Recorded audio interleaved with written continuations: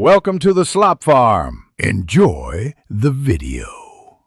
You start by ensuring command line tools are available. Run Xcode select install if needed.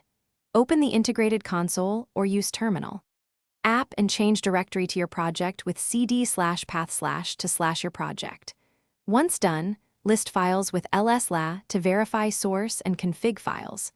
Make sure to set the correct scheme and Swift toolchain early, because build commands rely on them. You will be executing Xcode build and Swift package manager commands next. Prepare with environment variables exported now. You run Xcode build to compile.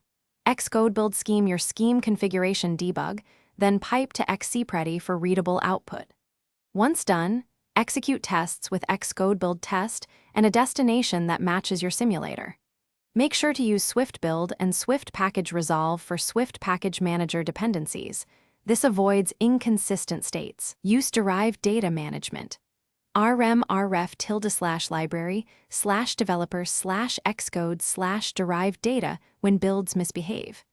You will also you finish by archiving and exporting. Run Xcode build scheme your scheme archive path. /build/your app. Xarchive archive, then export with export archive and an export options list. Once done, verify the IPA or Xarchive contents. Make sure to automate code signing parameters for CI and confirm provisioning profiles match bundle identifiers. If things go wrong, clean derived data and re-resolve packages. Also check signing identities and retry with allow provisioning device registration. That one troubleshooting step fixes many common build and export failures.